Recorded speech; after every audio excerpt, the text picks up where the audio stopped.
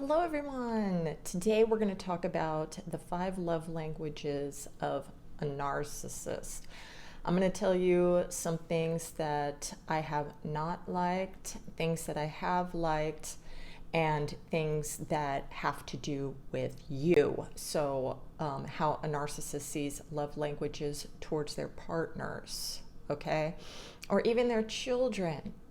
All right. I do believe that everybody should figure out what their love language is because I have been in relationships where my partner wanted absolutely nothing to do with finding out what love languages are, you know?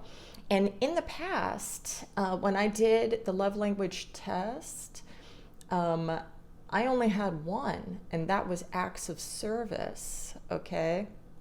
I was not open enough or, never exposed myself, never even knew myself.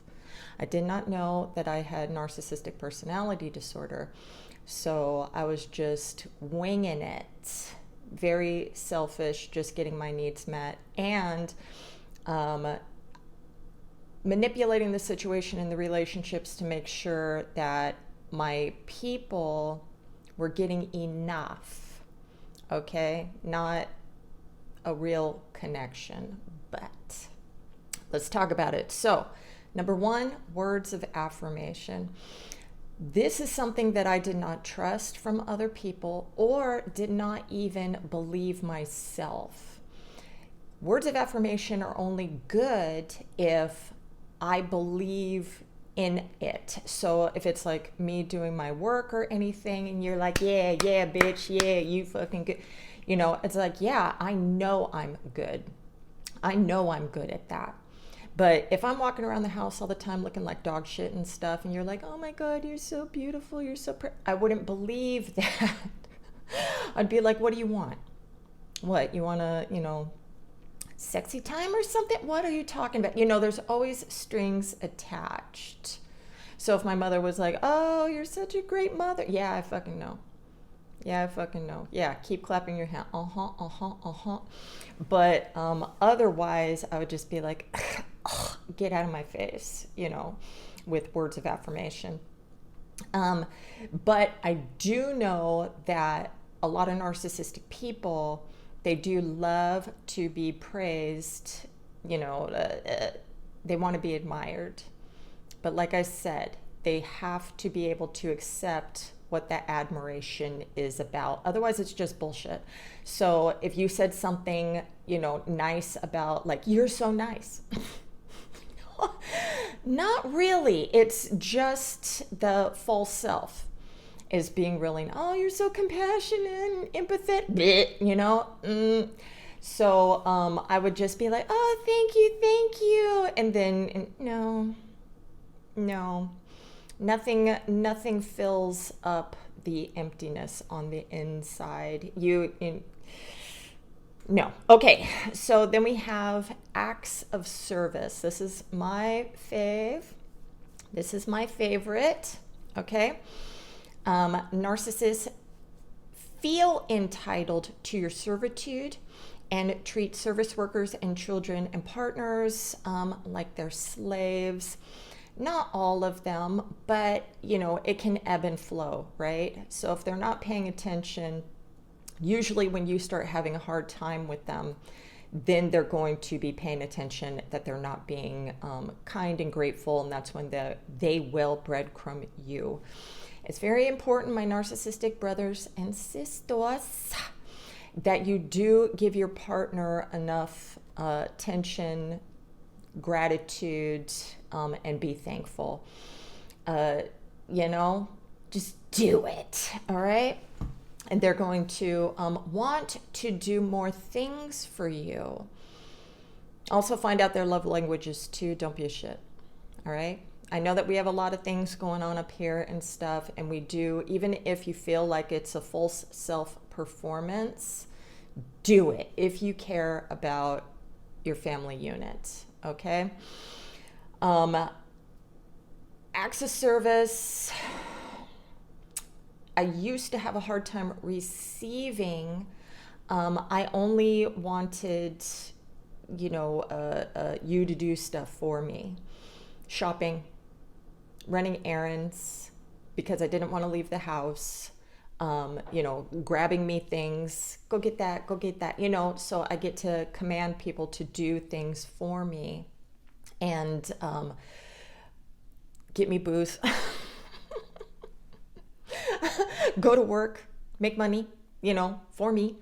But I want to tell you a little story about a borderline woman who did not appreciate acts of service from her man. And I do believe it's because of past relationship experiences. He went, when she was sick, to go bring her soup and all the other essentials for a sick human, right? Went to go drop them off. She was sick as fuck and everything, so he wasn't going to hang out and shit with her. And so he doesn't get sick because he's the type of person that's always running to the hospital if his nose is running and shit like that. So that's understandable. He did stay for like 20 minutes. She was pissed off that he didn't stay the whole time. He took time. He didn't even go to church, I don't think, to go and do these things for her, and drove, 20 minutes, half an hour over to do these things and then left.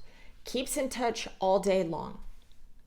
And she's pissed off and bitching. And she says, first of all, the act of service, going out of his way, canceling fucking the Lord, was not enough. And then she threw in you're only doing it because you're trying to make yourself feel good. Now, that's something that a narcissistic person would do. Remember, we have to build up our self-worth. And I think Bordy always had narcissistic men in her life. So she could not receive, not thinking that there was some sort of strings attached or it was a selfish deed. I'm telling you guys this stuff because not everybody is the same when it comes to these love languages, whether it's receiving or giving. Okay, it's not black and white. It's not black and white, though we love black and white. Okay, so, and then there's the the strong, independent woman. I don't want it. And that's the strings attached thing too. It's like, no, I don't need you. I can do it by myself. But when you are allowing yourself to actually receive things, not feeling entitled, but being grateful and want to reciprocate, you're going to have a better relationship. And the narcissistic person who is that type that cannot receive, you really have to have a conversation with them and say, I really do like doing things for you. So go sit in the fucking corner, relax, and let me rub your feet, okay? All right, physical touch, yeah. So a lot, I was not a physical toucher, say after the honeymoon stage, it's just like, and I was not used to or had physical touch a lot unless it was physical touch, when I was a child. So I didn't trust physical touch, just hugging, A lot of people confuse physical touch with, fucky sucky. No, just having, holding hands around each other, cuddling, things like that. It was so uncomfortable for me to have anybody within 3 feet of me. Now, I have seen narcissistic people, other cluster Bs, Bordies, they want the physical touch of kissing, give me a kiss every day to regulate my emotions. For the morning, I have to kiss and hug you. Afternoon, kiss and hug you for a snack. Kiss and hug you for dinner, the constant physical touchy thing. And I could not do that. And I would even get upset and say to dude, no.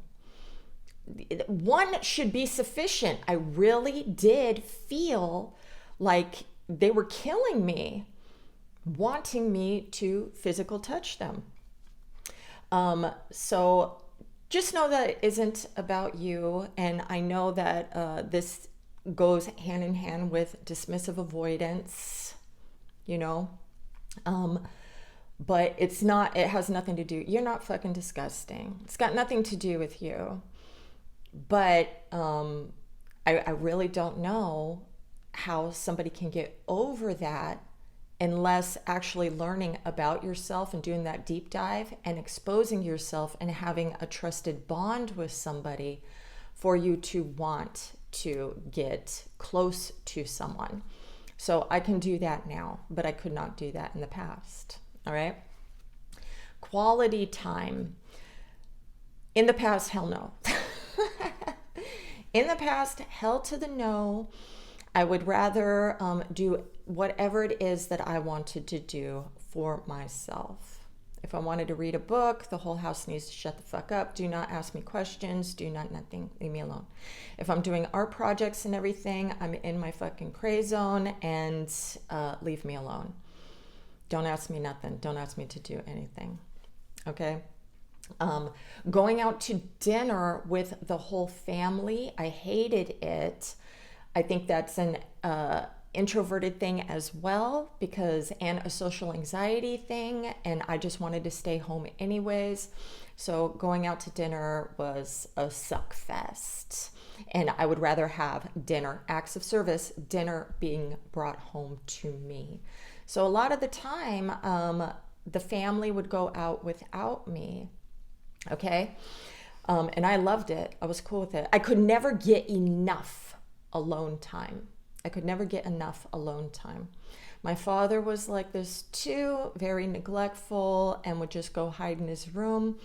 You know, I'm in my room now. I taught Mikey to come to me, to talk to me and ask me questions, because he wouldn't do that either. He was afraid that he was bothering me. So actually having those conversations with your people to let them know not to be fearful, you are not bothering me. Otherwise, a narcissistic person is going to use that intimidation. I would do resting bitch face when somebody would talk to me like they're annoying me, okay, to keep them out of my free time. And remember, there was not enough free time. There are cluster B type people where they cannot get enough time with you. Some of them want to lock you down, isolate you all to themselves.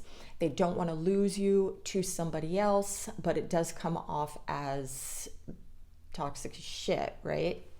It's like, you're a monster, you won't let me do anything, you know? It's all about their own insecurities and jealousy, envy of you having a life and them not having a life, all of that shit. So, you know, having a conversation with them and see if they blame shift. See if they blame shift. See if they do some double standard stuff. Because if there's some extroverted person, okay, and you're extroverted too, but they're trying to lock you down and doing the double standard that they get to do this, that, and the other thing, you know, hell to the no. Hell to the no. Let that be your guide. Let that be your guide. But yeah, you'll have those cluster Bs where they can't get close enough to you and actually want to live inside of your skin. Okay? And that's their anxious attachment. All right. Yeah, side note, long distance relationships are also ideal because of that. You also can keep the romance going a lot longer during the love bomb / honeymoon stage. And let me tell you, it's not all, you know, one, like, love bombing feels very real to me, but I have targeted people just out of boredom, and I know how to love bomb with purpose, and I don't care. But when you actually do and are in that, you know, shared fantasy with somebody, you know, it feels 100% real. You do not think that this is going to end, you know. Now that I know myself, we know that, you know, there's going to be times where you're not going to feel all love and lighty, you know, and but knowing that And my person, knowing that, we will try our damnedest to get through these certain things. I have fuck tons of relationship books too. Tons. And they were just getting dusty because I had, I didn't think I was ever going to fucking be with anybody. Anyway, so I'm blow the dust off of that bitch so, I don't lose my mind. Lastly is receiving gifts or gift giving. Okay. So, I wasn't a healthy receiver. All I wanted was booze, food, money. That's all. Gift giving, unless I was in some sort of crazy ass trauma bondy fantasy, like a fairy type thing, then it was like giving extravagant things and stuff. To me, though, being the narcissistic person I am, now looking back on things like that, it was all, for boosting my self-esteem and everything. Look what I do for you. Look what I do for you. And other times in different relationships, it was giving a small gift or something just to have my energy in your home or to be around you. Always remember, don't forget me. Don't forget me. Always remember me, And, but I didn't know at the time, like, how fucking cringe that is. But I love it. I love it. And I know that even being aware of things, I can't stop it. So I know none of you out there are going to be like, I hate the love bomb. I hate it. I hate when you do things for me. I hate when you say sweet, sweet, sweet, sweet, sweet, sweet. Shut up. You love it. You just don't want it to end. Okay. And that's the thing with narcissistic people when they learn about the cycle of idealizing, devaluing, and discarding and cycling over and over again. I'm praying, Lord, that, we stop that from happening. If we knew that this was happening and the partner was also conscious of these things, then you could be more on alert. Am I hitting my shit? More on alert that, okay, I'm feeling some funky flavor starting to come up. So let's, talk about this before it gets way too out of control. Or feel your feelings and shit and try not to throw me in the garbage can. Some shit like that. Otherwise, a lot of people love, narcissistic people love getting gifts for as long as they will make other people envy them. Bitches with the purses, bitches with the clothes, bitches with the hair, bitches with the nails. Look what my man did for me. Look what my man did for me. Give me, my man gave me my man, you know what I mean? It's like, the brag is because, it's all just envy, not I'm grateful. Look what I do to reciprocate my care. I do, his love language back to him. I get it. The black cat and the golden retriever, sure. But even the golden retriever needs lots of love too. Okay. So I hope that was helpful and interesting. Let me know if you had any issues with your love languages and that you actually spoke to your person about it. They dismissed it. They stopped working on it, or maybe you didn't even know your person's love language. Because one thing that us humans do is we provide the love language that we want as well. Okay? So mine was acts of service. So instead of the lovey-dovey, touchy-touchy, love-making thing, it's like, I'll make you a sandwich. Love you. And I do that, for my kids too. My giving to my children is acts of service. I hope they like this shit. Okay, so I hope that was helpful. Have a great day. What do we say? We love you.